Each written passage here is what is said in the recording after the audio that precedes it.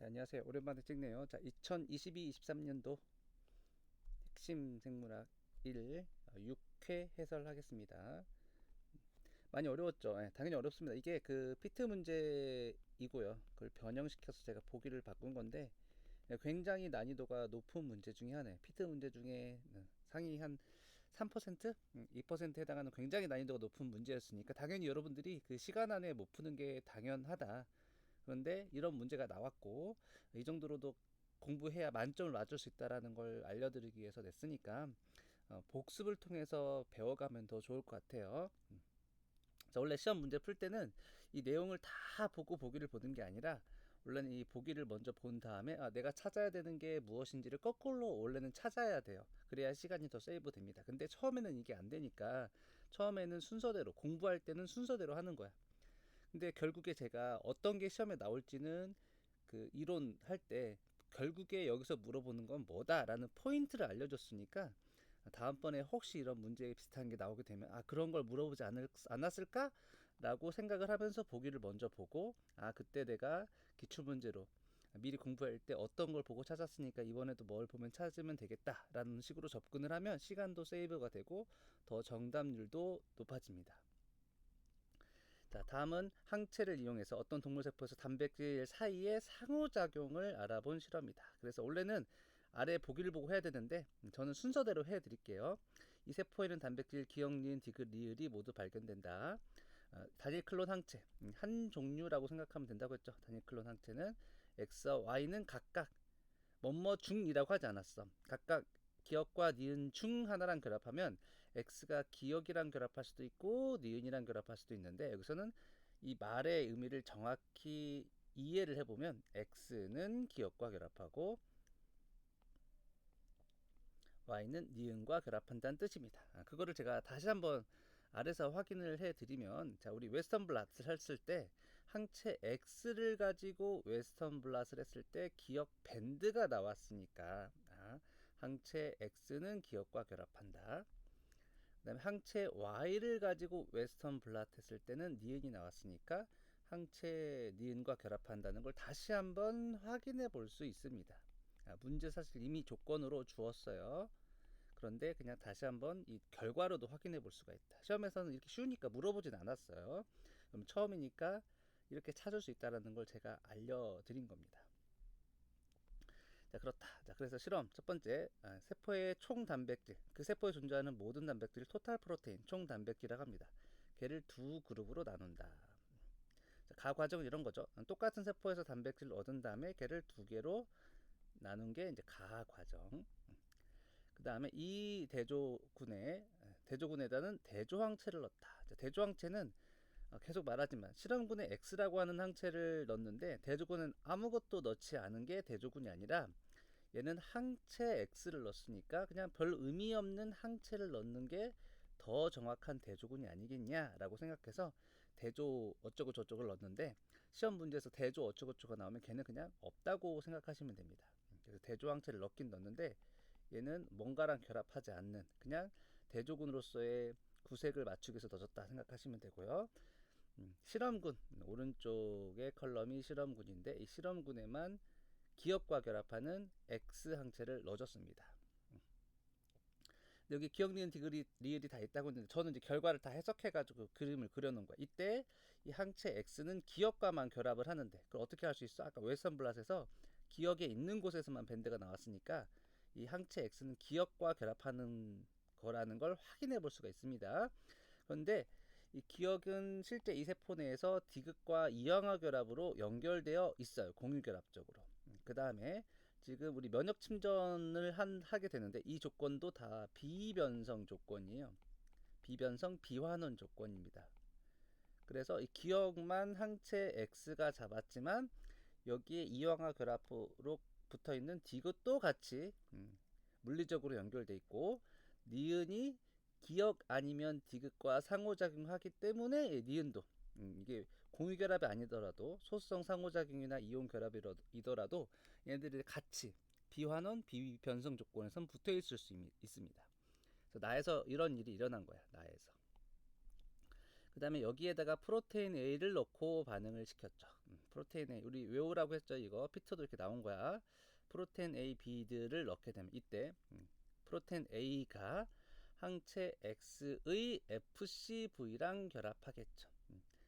대조항체를 넣은 곳에서도 마찬가지. 비드와 프로테인 A를 넣은 상태일 때 대조항체의 FC 부분에 붙겠죠. 이건 지식형입니다. 그래서 실험 과정의 다 과정에서 프로테인 A를 넣으면 대조항체든 항체 X든 둘 다 돼야 되니까 이걸 X의 FC라고 하지 말고 정확히는 그냥 항체 FC에 결합한다라고 써야 맞는 보기가 되겠습니다. 그렇죠? 근데 이 왼쪽은 이제 별로 의미가 없으니까 그 다음은 설명하지 않겠습니다. 다 과정이 지난 다음에 이 다 반응액으로부터 프로테인 A와 결합한 다 반응으로부터 프로테인 A와 결합된 단백질을 분리한다. 그래서 그 단백질을 환원 상태나 비환원 상태에서 전기영동한다. 그래서 환원과 비환원만 구분했으니까 다 변성 조건이야. SDS는 다 넣었는데 베타 머카토 에탄올을 넣은 것과 베타 머카토 에탄올을 안 넣은 것. 자, 그거를 이미 이제 공부를 했다면 시험장에서는 이 항체가 두 개로 나눠져 있으니까 여기가 환원 조건. 항체가 하나니까 여기가 비환원 조건. 이게 저같이 이제 전공자는 이렇게 할 수 있는데 그렇게 못했다면 그 아래 보시면 되지. 이 위의 실험에 라에서 분리된 단백질을 환원 상태에서 전기영동한 후 X와 Y로 웨스턴 블라트를 수행했어. 근데 그 밴드의 위치가 어디쯤 나타나? 여기랑 같은 위치에 나타났잖아. 이거는 지금 환원한 거라고 알려줬어. 환원한 상태로 전기영동한 다음에 항체 X로 기억을 찾았는데 밴드가 여기 있어. 그러면 이 비환원 상태에서는 기억이 없잖아. 환원 상태만 있으니까 이 왼쪽이 환원이라는 걸 이렇게도 알 수 있고, 또 마찬가지로 얘도 환원한 거잖아. 환원 상태로 니은에 결합하는 항체 Y를 썼을 때도 밴드가 여기 있는데 그 Y의 위치는 이 환원 상태의 위치랑 똑같아야 되잖아. 기억 니은. 여기도 니은은 있는데 항체 X가 기억과 결합해서 여기는 없었던 거지.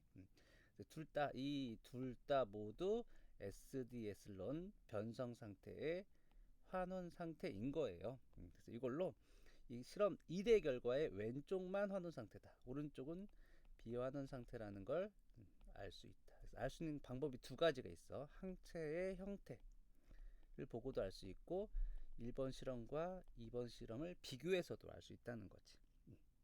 그래서 이걸 가지고 다시 제가 거꾸로 그림을 그린 거야. 그래서 왜 이런 결과가 나왔냐면 다 과정에서 이렇게 결합을 한 다음에 라 과정을 침전시키면 이 전체가 얻어지겠지. 실험군만 한 거야. 실험군을 가지고 환원 상태와 비환원 상태에서 전기영동을 하게 되면 이것도 했죠. 환원이면서 변성 상태니까 이때 전기영동을 하게 되면 비드랑 프로테인 A는 여기에 존재하고 나머지들이 전기영동 될 거 아니야. 그쵸? 그러면 나머지가 뭐야? 여기서 나머지가 X랑 기억과 니은과 디귿이지. 기억과 니은과 디귿.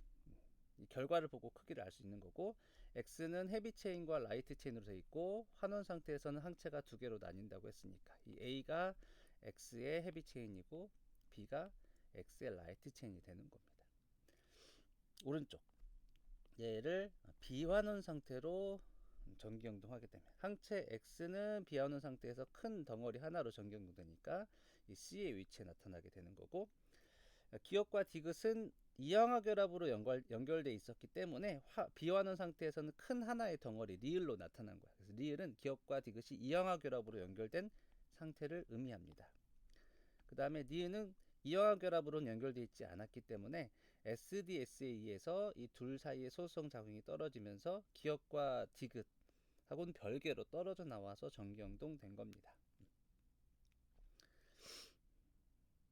그래서 이걸 보고 우리 환원과 비환원을 보고 이항화 결합 여부를 알 수 있다고 했잖아. 그래서 기억과 디귿이 환원일 때는 존재하나 비환원일 땐 없으니까 기억과 디귿엔 시스테인이 있어서 이항화 결합을 하고 있다라고 말할 수 있습니다. 그래서 이항화 결합을 해서 리을을 형성하는 거죠. 기억과 디귿이. 그래서 기역과 디귿에는 시스테인이 하나씩 다 있는 거고, 니을에는 이영하 결합이 적어도 하나 있다라고 말할 수 있습니다. 자, 니은은 왼쪽과 오른쪽의 데이터가 똑같죠. 니은은 환원이나 비환원이나 그 위치가 완전히 똑같죠. 완전히 똑같죠. 이거 좀 모양이 다른데 이거 다르게 한 거 아닌가, 이렇게 하면 전 할 수 없어. 사이즈 마커가 있다고 해봅시다. 그럼 사이즈 마커 똑같은 위치에 나타났다고 하면 환원이든 비환원이든 니은은 같은 위치에서 나타나고 있으니까 니은은 같은 위치에서 나타나 이영하 결합이 없다라고 말할 수 있습니다. 환원과 비환원에서 밴드의 위치가 동일하니까. 그다음에 A, 아까 설명드렸죠. A는 항체 X의 중세다. 자, 근데 여기는 항체 X가 아니라 요거라고 한다면 이거는 대조항체의 헤비 체인이고, 얘는 대조항체의 라이트 체인입니다. 요거는 항체 X 헤비 체인이고, 얘는 항체 X의 라이트 체인입니다. 요거는 대조항체고, C는 항체 X가 되겠습니다. 그래서 A는 항체 X의 중세고요, C는 항체 X의 4차 구조가 되겠습니다. 자, 그럼 하나 안 풀었죠. 5번 항체 X는 니은은 결합하지 않아. 제가 이거를 문제로 만들기 위해서 기역 혹은 니은이라고 했고, 항체 X는 기역의 1차 구조, 3차 구조를 모두 인식하죠. 왜냐하면 우리가 웨스턴 블라스를 했을 때 기역과 결합했으니까 1차 구조를 인식한다고 알 수 있고, 항체 기역을 이용해서 뭐 했어? 우리 면역 침전했잖아요. 면역 침전했기 때문에 얘를 3차 구조도 인식한다는 걸 알 수가 있어요. 그래서 우리 10문제 다 풀어봤습니다. 좀 어려웠죠? 혹시 이러고도 이해가 안 되면 저한테 다시 한번 질문을 하세요. 자, 2번. 다음은 크로마토그래피의 그 레진, 고정상에 대한 분자 구조가 되겠습니다. 문제가 좀 잘못됐던데, 위 문제의 오른쪽 그림에, 이 오른쪽 그림에 레진에 붙어 있는 작용기가 뭐냐 이렇게 물어봤어야 되는데, 요거를 물어보는 거죠. 이건 암기형인데 안 된다고 해놓고 됐네. 외우지 말라고 해놓고, 이게 N에 다시 잘못돼 있다. 아니, 잘못됐네. 이건 틀렸어도 되겠네요. 원래 그 콜린기는 CH2, CH2의 질소에 메틸기가 3개 달려있는 애를 우리가 콜린기라고 부릅니다. 원래 질소는 3개의 공유결합을 해야 되는데 4개 하면 N 플러스가 되죠. N 플러스. 잘못했어. 이렇게 생긴 애를 우리가 콜린이라고 한다. 콜린이라고 하고, 얘는 이 레진 자체가 플러스를 띠고 있으니까 이게 마이너스 분자가 붙었다 떨어졌다 하겠죠. 그래서 음이온 교환 수지가 되겠습니다. 끝. 자, 그다음 3번. 효모 배양액 단백질 X, 배양액에서 단백질 X와 Y를 포함하는 시료 S. 시료 S에는 X랑 Y 밖에 없다라고 한 겁니다. 항상 문제 조건이 되게 중요해. 자, 그림가는 pH 7에서 갤려과 크로마토그래피를 했다. 그래서 280과 550에서 파장을 흡강도를 측정했다. 그 결과가 다음과 같죠. 두 개, X랑 Y 밖에 없어. 그러면 분해 쭉쭉쭉쭉쭉 지나가다가 이 분해에서 뭔가 나왔다는 거지. 근데 제가 말했죠. 하나의 단백질은 하나의 분해이 아니라 여러 개에 걸쳐 나왔으니까 여기서 한 가지가 나온 거고, 그 다음에 또 30 지나면서 또 하나에서 나왔으니까 두 개. 그러니까 이게 X 두 번째 한 개가 나왔으니까 이게 X일 수 있고 Y일 수도 있고, 그러면 얘가 Y면 얘가 X일 수 있고. 무슨 말이야. 자, 280 흡강도가 나온 게 단백질이 나온 거잖아. 지금 샘플 S만을 가지고 단백질 XY를 갤려고 했으니까 X가 나오고 Y가 나오거나 Y가 나오고 X만 나오겠지. 근데 단백질은 무조건 280 흡강도가 있다라고 받아들인다고 한다면 단백질이 나오는 곳이 두 군데밖에 없다고. 분액이 많지 않나요? 이렇게 하지 말라고요. 하나의 단백질은 여러 분액에 걸쳐 나오니까 여기에 X가 나왔다면 여기는 Y가 나온 거고, 여기는 Y가 나왔다면 여기가 X가 나온 거다. 두 가지 가능성밖에 없다. 그 다음에 항상 대강의 크기를 알아보기 위해서 우리 표준 단백질 스탠다드를 쓸 수 있다고 했죠. 자, 이거는 스탠다드를 쓴다면 여기서 나온다는 거야. 그러니까 이거를 가지고 크기를 예측해 볼 수 있는 거지. 이 실험에서는 이 45짜리랑 66짜리를 썼다는 게 아니야. 그러니까 기준점이 여기다. 그래서 우리 갤려과를 외우고 있다면 66보다 크면 더 앞쪽 분액에서 나타날 것이고, 45보다 작은 게 더 뒤쪽에서 나타난 겁니다. 그래서 이 앞에 나타난 하나는 66보다 큰 아이고, 뒤에 나온 어떤 단백질은 45보다 작은 거죠. 근데 그 분액의 흡광도를 내가 측정할 수 있는데 요거 때문에 풀 수 있는 겁니다. Y는 550 나노미터의 흡광도만 가진다. 이 조건이 있기 때문에 Y를 찾아낼 수 있는 거. 다른 방법으로는 못해. 그래서 이건 일반적인 문제는 아니다. 여기서만 적용할 수 있는 겁니다.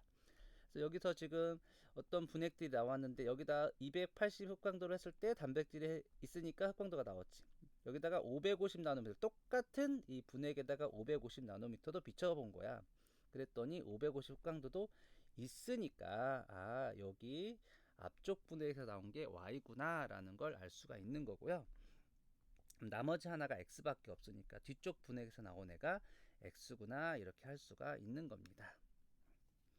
자, 그러면 이제 yx를 찾았으니까 y가 앞에 나왔으니까 y가 더 크다라고 할 수가 있습니다.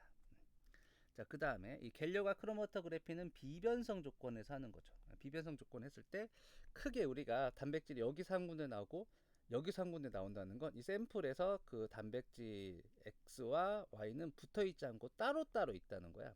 그러니까 큰 y가 먼저 나오고 x가 나중에 나와서 그 280 흡광도 있는 분액이 두 군데가 있는 거지. 두 군데에서 나왔다는 걸로 이 비변성 조건에서 이 시로 S에는 두 종류의 크기를 가지는 단백질이 있을 거다. X와 Y가 있을 거다. 그러니까 비변성 전기운동 하게 되면 밴드는 두 개 나올 거라는 걸 첫 번째 위에 있는 데이터, 가 데이터를 보고 우리가 알 수가 있습니다. 자, 그럼 여기 Y축을 280이 아니라 595로 하면 똑같이 실선처럼 이렇게 밴드가 단백질이 있는 곳이 두 군데 볼록볼록 나올 거냐? 그렇지 않다는 거지. 595 나노미터의 흡광도는 반드시 쿠마시 브릴리언트 블루를 처리했을 때만 나오는 거고요. 그래서 굳이 언급하지 않으면 안 넣은 거야. 쿠마시 브릴리언트 블루는 굳이 안 넣은 거고 전기영동에서도 쿠마시 브릴리언트를 넣어야만 보이는 것처럼 여기 그냥 단백질에서도 그냥 595 나노미터 흡광도를 가지진 않습니다. 그래서 우리가 Y축을 595 나노미터 흡광도로 한다면 처음부터 끝까지 흡광도는 없이 이렇게 될 거야. 어떤 그래프랑도 유사하지 않을 겁니다. 그래서 X. 자, 이 데이터를 통해서 Y가 66보다 크고 X가 45보다 작다는 걸 알 수 있어. 근데 이 단백질을 얻어가지고 그냥 SDS가 포함된 전기영동을 했다라고 했죠. SDS에서 베타 모카토에탄을 넣었다 안 넣었다 이렇게 말을 해주지 않으면 보통 SDS 전기영동은 베타 모카토에탄을 넣은 거잖아요. 넣은 거잖아요. 그렇기 때문에 얘네들은 지금 이 갤려와 달리 이 조건은 변성 조건이며 환원 조건일 거예요. 변성 조건이며 환원 조건. 근데 그랬을 때 이 Y 단백질력이 반드시 존재하는데 밴드가 66보다 큰 게 없으니까 Y가 66보다 크다라고 위에서 했는데 그거는 비변성 조건이라서 이 Y가 66보다 컸던 겁니다. 제가 그림 그린 것처럼 이 50kg 달턴짜리 단위체 두 개가 만나서 100kg 달턴짜리 Y를 형성하고 있었다면 갤려과에선 이 두 개가 붙어 있기 때문에 66보다 큰 100kg 달턴짜리로 존재할 수 있지만 얘를 우리가 SDS를 넣어가지고 변성을 시키면 50짜리 두 분자로 나눠져서 전기영동 될 수 있기 때문에 66보다 크지 않은 작은 밴드에서만 Y가 관찰될 수 있습니다. 근데 여기에 이황화 결합이 있어야 꼭 두 개로 나눠지나? 아니야. 이황화 결합이 없어도 그냥 이 단백질 50kg 달턴짜리가 서로 상호작용해서 붙어 있을 수 있기 때문에 단백질 Y가 적어도 두 개의 단위체로 되어 있는 건 확실하지만 반드시 이황화 결합을 가진다고는 할 수 없어요. 그냥 소수성 혹은 이온 결합으로 두 분자가 붙어 있을 수도 있기 때문에 그래서 4번의 보기는 틀리다라고 말할 수가 있겠습니다. 자, 됐어요. 네, 끝. 자, 마지막 문제. 다음은 아미노산 특성을 이용해서 4개의 아미노산을 분리한 실험이다.